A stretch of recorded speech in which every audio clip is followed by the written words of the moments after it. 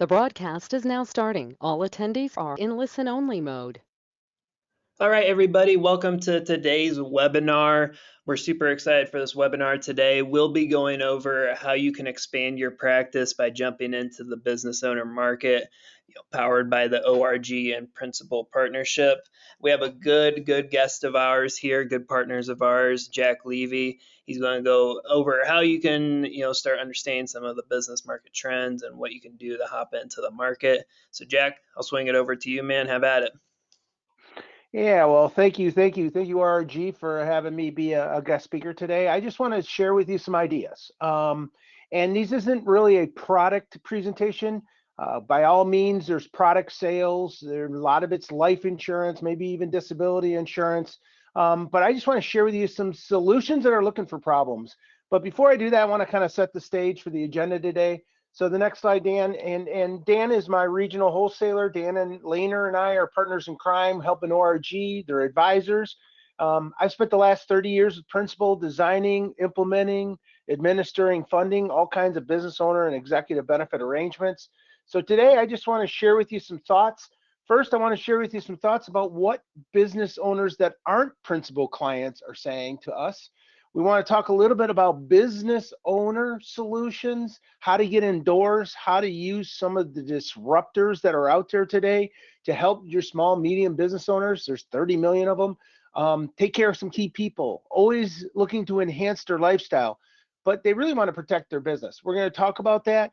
Before I do that, just a quick commercial on Principal. Maybe you don't know this or not. Principal's been around over 130 years. We've been known as a life company, but we really are a retirement plans company. We've been doing pension plans since the 40s. We have more than 50,000 401k clients. We have the largest group of ESOP clients. We're the largest provider of non-qualified executive benefits out there, and in the administration side, over 30,000. And then lastly, we have over 100,000 group clients. So we see everything, small, medium, and large. But I just want to tell you about this survey because I think this kind of resonates with what business owners are telling us who aren't clients of ours. So Dan, go to the next one. And what we're doing is, since 2008, we've been working with a third-party firm to survey owners, active owners in companies, not owned by foreign parent or passive owners, owner operators, and these are small businesses. And we're asking them about priorities as it pertains to business owner and employee benefits. What is important to you? And I say it in a certain way: business owner and employee benefits. What's important to you? So the next slide kind of really tells you a story. I love to use this slide. Since 2008, and actually our 2024 results are just out. So Dan, we'll be updating the results. Those just came out last week. We have some wonderful pieces on that we can get you through ORG. But ironically, when you ask the question, business protection is top of mind. Business protection is top of mind every year. And what that means to me and what it means to the world that Dan and I live in is owners are worried about protecting their business. Why? It's their biggest asset. It's usually not their 401k. It's usually not their AUMs. It's flipping that business someday and hopefully living in a comfortable fashion. So they're always asking three things when the phone rings in my world. They're asking to protect their business. And what does that mean? What happens if a death, a disability, or a sudden departure of a mission critical employee or an owner? What would happen to that business? Would they lose revenue? Would they ultimately lose equity? That's top of mind. These folks, these business owners, they'll protect their business in case of property and casualty issues, workman's comp, things falling on buildings like trees or fires or cars, employees. But they're also worried about protecting their business because someday they're going to use it to flip and live in a comfortable fashion. What ironically, though, is exit planning. If you see yellow is exit planning. Exit planning wasn't really top of mind until recently. And we would say recently, as in the last 4 or 5 years, a couple things happened. One thing happened was COVID. And in COVID, we found that business owners that were surveyed coming out of COVID said 68% of them emerged as new people. 70% of them said they want to live each day to their fullest. And over 70% of them said they wanted to get their financial house in order. So a couple things happened. Owners started talking about their business more than ever. They were maybe working from home a little bit more in COVID, but they are also not getting younger. The baby boomers that own these businesses aren't getting any younger, and they're starting to ask questions about exit planning. And again, our phone rings because business owners want to protect their business, they want to enhance their lifestyle, and they want to take care of key employees, because if they take care of key employees, that will ultimately enhance their lifestyle. So my ideas today, in a short period of time we have, are going to center around how to get indoors and how to talk to owners strategically about a number of things that will generate revenue for you, but also solve some problems for them. So next slide, Dan. Some of the realities, next one, is really this simple. If you ask business owners, do you have a protection plan? Only 47% of them actually have a plan in place. I like to say 53% of them don't. Remember, 30 million small businesses. We've been surveying over 1,000 of them every other year since 2008, and that number seems to be pretty consistent. A lot have plans, but a lot don't. And the ones that have plans, when's the last time they reviewed them? Look at number 3, business succession planning. 55% of them have a plan, 45% of them don't. And we're going to talk about using business succession as a door opener. There's a wonderful, and I'd say disturber at the same time, opportunity for you to get in some doors. Next slide. The last one on this, I don't want to spend a lot of time, but look at number 7.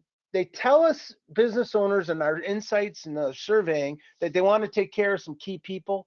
Ultimately, why? The business is going to be worth more if the key people kind of are glued to the seat. We kind of call them mission critical nowadays. But a lot of companies, only 33% of them actually have a plan. Again, 67% of them don't. So let's get into it. Next slide. We're going to want to know the value of your business. If any of you had a chance to know that Principal has done over 15,000 complimentary business valuations, complimentary. These are for that small business. These companies that do not want to spend thousands of dollars to have audited business valuations done, they can come to you through ORG and Principal to get another set of eyes looking at their financials, because everything starts with the value of your business. So we've done over 15,000 of them. We have a consulting team that actually reviews all the data. There's some things the client has to give us. And if the client's willing to give you some of this data, I think you have a wonderful opportunity to have some strategic conversations. We'll get on the phone with you if you'd like us to, and we'll talk through these valuation methods that we came up with. It's a pretty cool concept, and it leads to great conversations about my 3 areas I talked about earlier. Go to the next slide, Dan, and you'll see that 52% of them have never had their business valued. There's a lot of companies out there that start off real small. And my first client I consulted with was in 1986. And since then, I'm here to say many business owners will execute an agreement, or they'll lease value your business, and they'll do it right at the onset, but they never bother to do it again. They shove that buy-sell agreement, or they shove their business valuation to another day, and they just get working in their business. Well, ironically, 52% of them never had their business valued. 68% of them that have had it done have had it done in the last 2 years. So there's activity in play with some of these small business owners. Why? Exit planning, succession planning, not getting younger. Just something to think about. So I'm going to get into it here in a minute, but next slide. We will help you with this value so they can start making some planning opportunities occur for you through buy-sell planning, and I'm going to get into that. And by doing that, we can also tie key people to the value. What happens if a key person were to leave? How's that going to affect value? Studies would say if a key employee were to die, get disabled, or leave, and a company doesn't replace them within 18 months, they're going to lose 3 to 4 times their annual income in lost revenue. Think about it. Relocation costs, lost revenue, the top salesperson leaves. Maybe it's an engineer, maybe it's somebody in operations. But would that hurt that business owner's equity to have key people and not replace them? And if the answer is yes, this is about protecting your business and protecting value. And then, is there buyers sitting out there? A lot of our planning has to do with the fact that owners don't necessarily know if they're going to sell internally or externally, but we can get out in front of it. It's one of those things that business owners talk to their advisors about in assets under management and so forth. I have an article in front of me from Plan Sponsor Magazine. It says that when it comes to consulting on retirement plans, business owners were surveyed. 31% of them said they asked their family, 31% of them asked a friend, only 15% of them actually asked their advisor. So there's a golden opportunity for value to talking to small business owners about what we're going to talk about today. First, know your value. Second, then create a buy-sell agreement. Next slide. If you've been in, this is, okay, take a step back. This is the 5 business evaluation methods. Real quick on this. We use different valuation methods to help consult them to figure out what may be the best valuation to look at as they're thinking about doing some planning. Now, remember, this is an informal valuation, but I would say save the money, do it through us, and we're going to be within 3 to 5% of what a formal valuation is going to do. We've seen it all the time. So next slide. Pivoting though, once you know the valuation, this goes hand in glove with a buy-sell conversation. And I want to just give you the best disturber I've seen in the last few years to get indoors of small business owners. Go ahead, Dan. It first starts off with a conversation around 37% of the business owners surveyed don't even have a succession plan. If you look over on the right, a lot of them don't even have triggers. What happens if someone just passes away or gets disabled?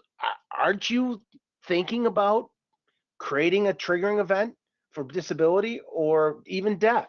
So we also do, go to the next one, buy-sell reviews. But before I do that, there's a case out there called the Connolly case, and we can send you information on it if you want, but I'm going to give you the Reader's Digest version. 2 brothers, and this is going to the Supreme Court of the land. 2 brothers, Connolly's, entered into a buy-sell agreement. Years later, never touching it, sitting it in the drawer of their desk and not dusting it off to review it. Lo and behold, one of the brothers died. There's Gobble Life Insurance that's corporate owned in there to fund the buy-sell. Well, since, and you go to the next slide, Dan, since they did not follow their buy-sell agreement that said they needed to do something annually, they pretty much said, guess what? Sorry, the life insurance is part of the sale of the business, and therefore the whole idea of using tax-free life insurance to fund a buy-sell agreement to make it easy is gone. If you know companies that have a buy-sell agreement and they've not had it reviewed, you can offer a service called a business valuation buy-sell review, or just the buy-sell review, where we will get a set of eyes for you. We've reviewed, just so you know, over 3,000 buy-sell agreements. 50% of them have not been reviewed in over 5 years. 25% of them hadn't been reviewed in over 10 years. 38% of them weren't even properly executed by missing signatures. Many of them had old owners that are no longer even within the company in their buy-sell agreement. So if owners are telling us they want to protect their business and they haven't done a buy-sell agreement or updated their buy-sell agreement or reviewed their business valuation and buy-sell agreement, you can offer a wonderful review that will shed some light. In light of this Connolly case, I would say to you, if you know anybody that's got a buy-sell agreement, get it reviewed. ORG, working with principal and working closely with your plan sponsor, can make you look good to set up a strategic conversation about maybe a health assessment, a due diligence review, a second look, whatever you want to call it. Please offer that service to your small business owners. It will lead to great discussions that we're going to talk about here in a minute. First, buy-sell, business owner planning leads to a lot of insurance work. Next slide. That court case is big. So again, summarize succession planning. You want to make sure there's triggering events are covered. We want to make sure there's a clear business value. We want to talk about key triggering events. I'd like to say again, this is the best thing I've seen in a long time, to just say, hey, I'm worried about you and your buy-sell agreement. When have you dusted it off last? Let us help you. Next slide. So with that being said, I want to start moving on. And I want to start talking about maybe some key employee retention. Dan, go ahead and move to the next slide. Let's talk about taking care of your top talent. So many owners worry about these 4 R's, okay?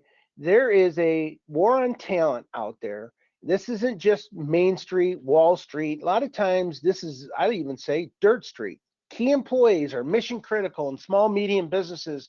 This isn't just planning for the large company. These are maybe the key people at the car dealership, the head chef at the restaurant chain. It doesn't matter if they're mission critical. Are you having any troubles recruiting folks to your small firm? You know, again, small firms don't do a lot with fancy stuff for key employees. They might give them a 401k, might give them some health benefits, maybe some group benefits, great salary, maybe a bonus, but they're not giving them country clubs. They're not giving them company cars. They're not giving them company stock. They're not giving them fancy phantom stock.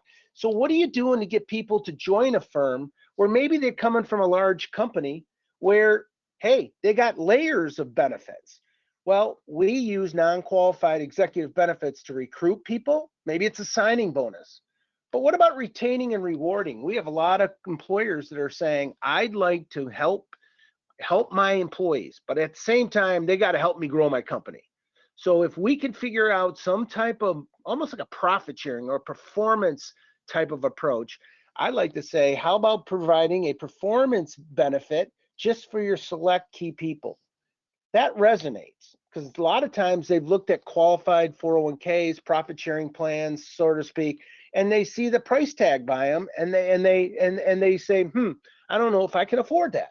But if I can pick and choose who gets a performance-based plan, I might be interested. That's just simply a non-qualified plan.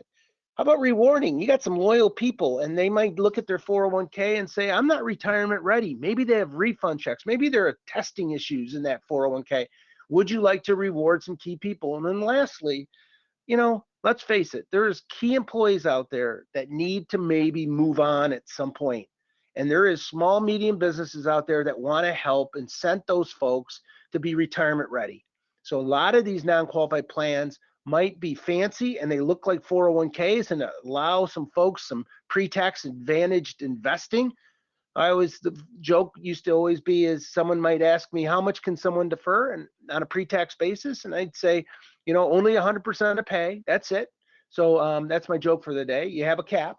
So recruit, reward, retain, retire. As you're talking to small business owners and they start talking about their mission critical employees, probe and prod to see if any of these might be something they want to talk further about, and get us a census and we can help you. Next slide. So they really fall under 2 categories. One is called a deferred compensation plan. You might have heard of things called a Rabbi Trust Plan, a 409A plan, a SERP, a selective executive plan. Just think of a non-qualified deferred compensation plan as plans that are on the company's balance sheet. They are subject to company's creditors, but these plans, you might think of it as golden handcuff plans or retention vehicles. The company owns and controls those plans, very popular. And we're going to show you a few things on those. There's also things called bonus plans where the company just says, you know what, I have to get a current deduction for this. Whatever I deploy for an executive benefit, I got to get back a deduction. So bonus plans are popular as well. We like to say, show us what you got, get some questions answered. What kind of company are you? A C Corp in Ohio is different than an S Corp. A C Corp in Michigan is different than a C Corp in Ohio. It depends on where they're located. What are you trying to do? I got a retention problem. Who are you trying to do it for? My key people. Joe, Sam, and Sally. They might know exactly who they are. Bonus plans or deferred comp plans, it could be one or the other or both. So we help you decide and help you decipher what might be the best approach. So with that, go to the next slide. Deferred compensation plans, these are very popular. All I'm here to say is principal's really big in this. We have over 5,200 of this type of deferred comp that I'm going to show you about. We have another 25,000 other kind of non-qualified plans.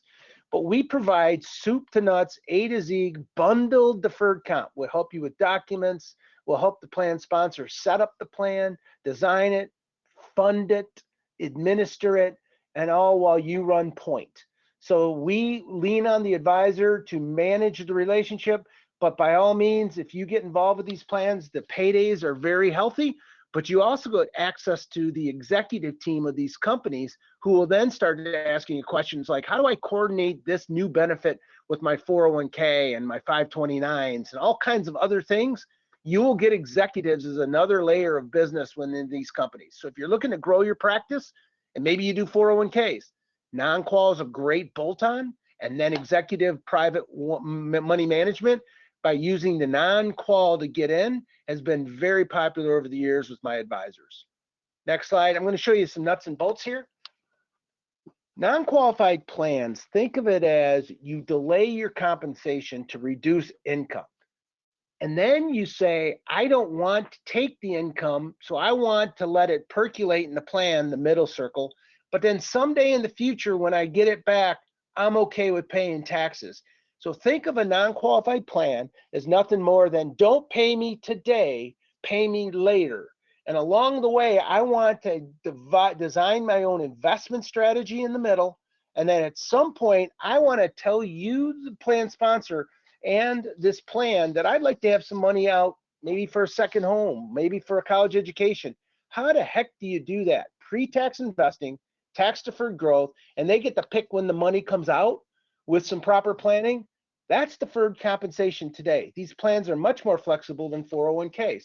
So I'm going to give you an example here in a minute. Go ahead, Dan. So I got to watch my time. So employers, this is one of those things where employers control the plan. They get to control who's in it. They get to control the eligibility. In fact, these are discriminatory plans. They can reward performance, loyalty, retention. The company could allow the employee to defer or make employer contributions and have some vesting schedules. The plan participants, anything going in is pre-tax to the participant. The advantages are money grows tax deferred. And at some point, you can design your own strategy and get money out prior to 59.5. So I'm going to show you how that works. So these are wonderful plans for people that want to save and companies that want to retain. Keep going, Dan. So this is, we'll go real quick. Plan. These plans are typically funded. They're funded with life insurance or they're funded with mutual funds. We at the Principal do both. So if you think about the Fortune 1000, about 70% of them use a life insurance vehicle as the funding vehicle. 30% use mutual funds or some stock. Plan management. These plans are cool, easy, and simple. There's no 5500s, and there's no liability. There's no fiduciary issues. These are just a private plan between the company and the participant. And so it's very simple and straightforward. Next plan, or next slide rather, sorry. This is just a simple approach. This is an idea of how to get personal executives in your book doing money management with you. And I would just say this is a person who is in the plan that wanted to defer 10% of their 120,000 salary up in the left-hand column there. They wanted to defer some of their bonus. That's a $32,000 pre-tax investment. But here's the cool part. They can create structure about, hey, I got a daughter going to school in 2029. I'd like to put some money in there. I'd like to have that money come out, I'd like to have that money come out in 2029 rather, in 4 installments. And I can get that bucket. These are called buckets. I can invest that maybe conservatively because I have a 5-year time horizon. I have a couple more years to go before my son Michael goes to college. So I'd like to take part of my $32,000 and create 4 installments when they go to school. And it's more of a moderate portfolio. I got this need for a second home. Maybe I can defer some of my $32,000 and want a lump sum in 2033 because I'm going to put a downstroke on an investment called a second home. These are taxable when they get it, but there's no penalty for 59.5. So it's a very much a pre-tax, tax deferred. You pick when you get it back, but you do pay taxes on it. It's been a wonderful thing for people who want to save for second homes, college educations, or on the right-hand side, just save for retirement. The reason I bring this up is every executive team, group, key people and companies all have different stages of life, all have different savings goals, and you can appeal to a lot of different people, young, old, kids, no kids, that are looking for things through the company to retain them. And if they have one of these plans, they might just think twice before leaving. Why would they think twice? Go to the next slide, Dan. And this rounds out Everything shows up on their mobile app 24/7. If you're a key employee or a key employee at a company takes a job interview down the street and they look at their mobile app before they walk in and see that some of their money isn't even vested, they might think twice about taking that second job. So 24/7 mobile app, internal rates of return, everything you might expect in a high value 401k is now in the executive benefit space. So next slide. This is the last idea. Again, many companies have life insurance gaps as well. So you have this retirement focus, you might have a life insurance need. This is just a simple example where CEOs down to managers all get column 4, column 5, get some group life insurance. Many companies have about 50,000 of group life. If you look over on the right-hand side real quick, you'll see that CEOs aren't getting much out of the group life. Maybe a manager at the bottom is. What can you do? We restore some of those benefits in what we call a life insurance gap. And if you can get 10 lives or more, you can get some guaranteed issue. And if you go to the next slide, you'll see how this problem gets solved. Because we can come in and if you look at the second to last column, we're going to give guaranteed issue life insurance, term life insurance to 10 lives or more. And look at, you might design the plan to say everybody's getting 50 for the group, but the top 20, 30, 10 key employees get 300 times salary. Again, is that an executive benefit? Is that an employee benefit that might keep, so to speak, stickiness or butts in the seat? Hey, honey, I got some more life insurance at the company because I'm an executive. I got a retirement plan above and beyond my 401k as well because I'm an executive. This has become very popular, called guaranteed issue term life insurance, 10 lives or more. We can get you information on that. Next slide. And I'm going to round this out in the last few minutes, helping protect lifestyle. Go to the next one. This is for the business owner. Many business owners say, why the heck do I have all these rules, all these caps, gaps, all this headwinds because my 401k and all these rules. Well, this chart shows you right here that even in the 80s, companies could, key owners could put 30,000 in 86 and change. You could put 30,000 in your pre-tax investment, and that went down to 7. Thank you, 1986 tax reform. By 1999, when I was hot and heavy in some of these deferred comps, an owner could only put $9,000 in their 401k. I hate to say it, that's just not a retirement readiness vehicle that's very appealing to the business owners I talk to. On top of that, 1988, we started getting into these testing issues.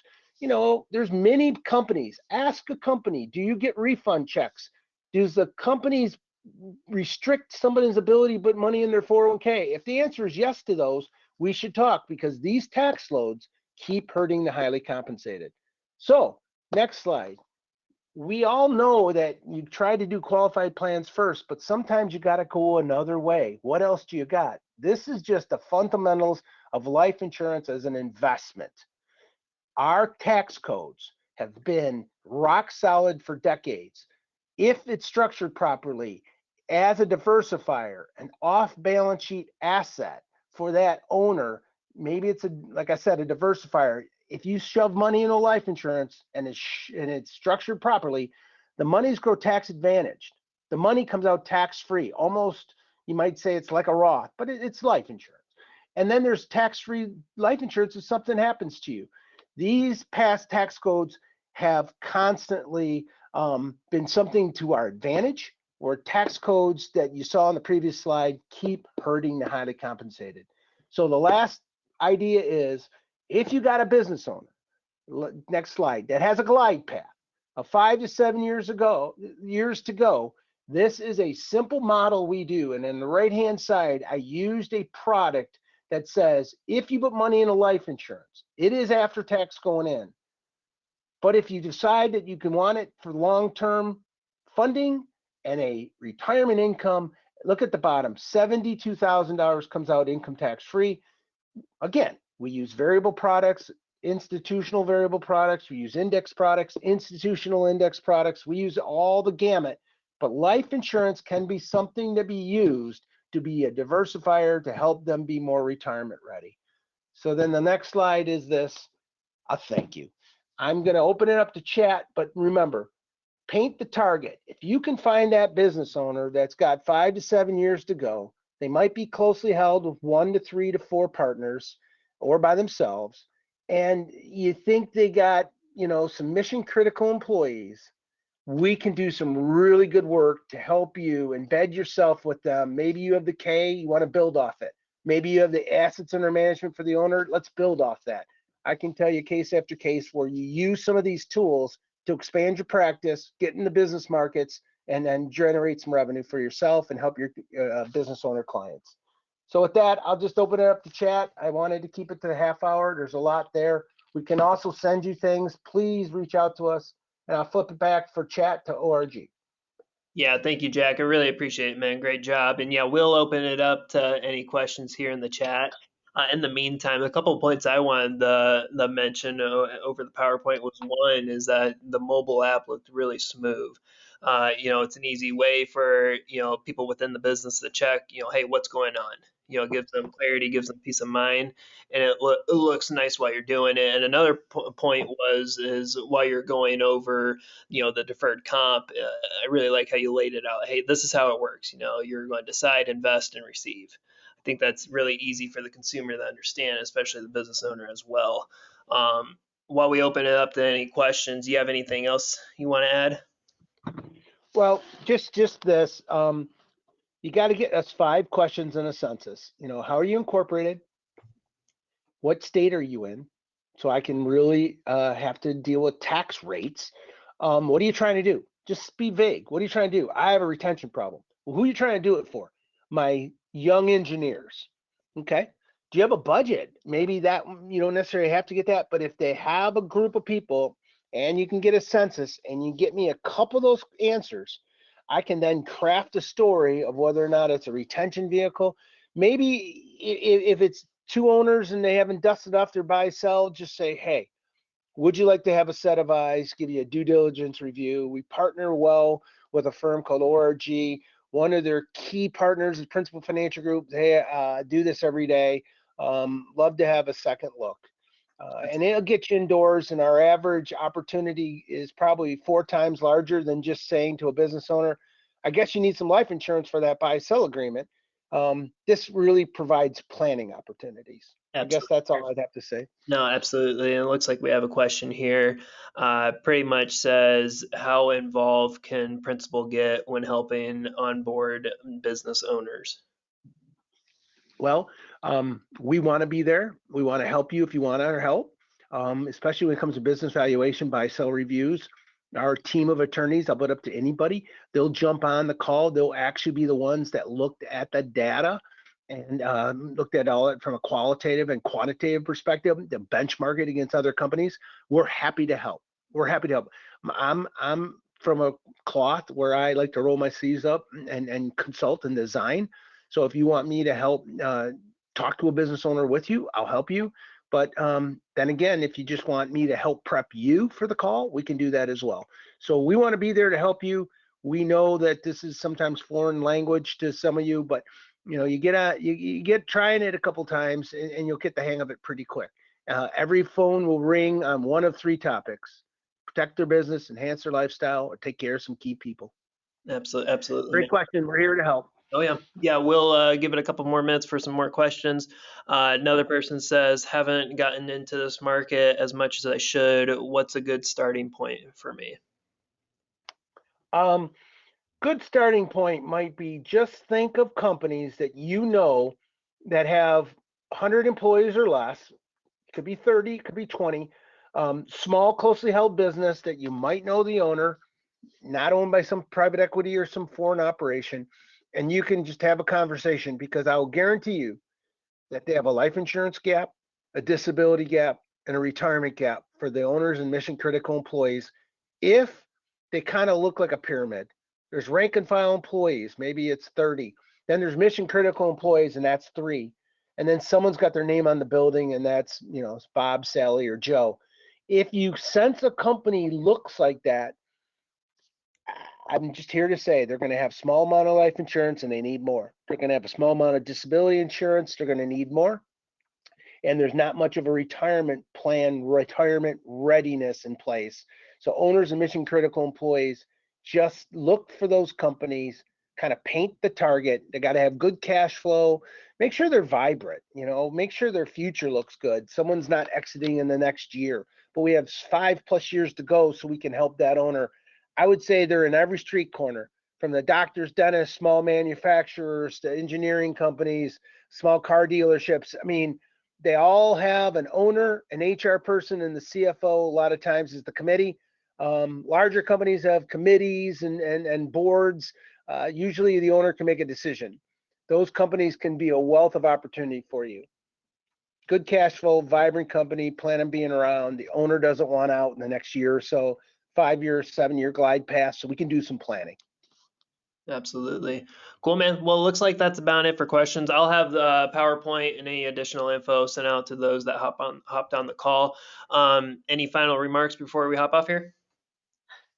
Just feel free to reach out to ORG. They'll get a hold of us. We want to be a partner. ORG is great to principal, and we're here to help you. Awesome. Well, I really appreciate your time, man. Appreciate everybody hopping on this call too. Stay tuned for future updates and our webinar next Wednesday. Appreciate the time, Jack. Thank you, man. Bye now.